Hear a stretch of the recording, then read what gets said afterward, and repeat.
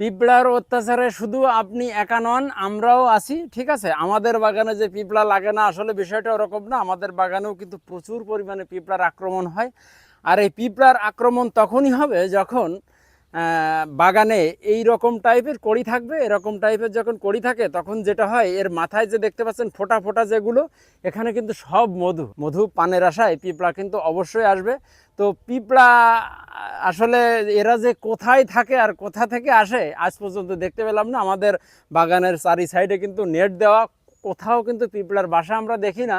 কিন্তু ঠিকই যখন গাছে এরকম ছোট ছোট কড়ি আসে তখন কিন্তু পিঁপড়ার আক্রমণ আমরা দেখতে পাই। তো এই পিঁপড়াটা বেশিরভাগ সময় আমরা দেখে থাকি যে বিকাল টাইমে কিন্তু বেশি দেখতে পাওয়া যায়। পিঁপড়া নিধনের জন্য আমরা যেটা করে থাকি সেটা হচ্ছে ফাইফানানটা স্প্রে দিয়ে থাকি। এটা আমরা বিকাল টাইমে স্প্রে দিই, যার গায়ে লাগবে সেই কিন্তু মারা যাবে। ঠিক আছে, পাশাপাশি আপনাকে পিঁপড়া যাতে কম আসে এই জন্য কিছু ব্যবস্থা নিতে হবে। তো আমাদের পিঁপড়ার অত্যাচার থেকে বাঁচতে প্রথম যে পদক্ষেপটা নিতে হবে সেটা হচ্ছে জমিতে আগাছা পরিষ্কার করতে হবে। তো এখন এটা লজ্জার সহিত আমাকে বলতে হয় যে ঘরানির চালে খ্যার থাকে না, আমি আপনাকে বলতেছি যে বাগান পরিষ্কার রাখতে হবে। এই যে দেখতে পাচ্ছেন এখানে আমার বাগানই কিন্তু অপরিষ্কার। দর্শক, এরকম অপরিষ্কার আসলে থাকে না, যে কন্টিনিউ কিন্তু বেশ কয়েকদিন বৃষ্টি হচ্ছে এই জন্য কিন্তু বাগানটা অপরিষ্কার হয়ে গেছে।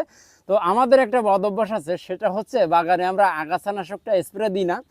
তো আমাকে ভালো বলেন আর মন্দ বলেন, আমরা সবসময় লোক দিয়ে এই আগাছা পরিষ্কার করিয়ে দিই।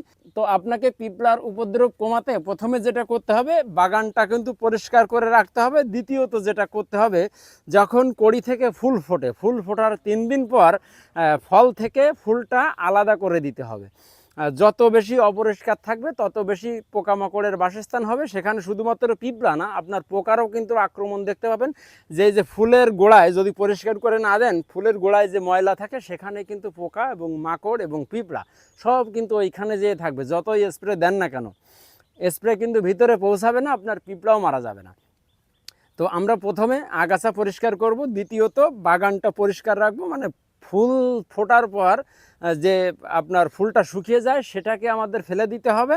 আর তৃতীয়ত যেটা করতে হবে সেটা হচ্ছে, গাছে যদি অতিরিক্ত পরিমাণ শাখা প্রশাখা থেকে থাকে তাহলে আপনার গাছটা পরিষ্কার করে দেবেন। মানে বাগান যত ফাঁকা হবে তত আপনার কি হবে, যে ফলটাও কিন্তু বড় হবে, পোকামাকড়টাও কম হবে, আপনার স্প্রেও কম লাগবে, আপনার পকেটের টাকা কিন্তু অনেক বেশি কম ব্যয় হলো।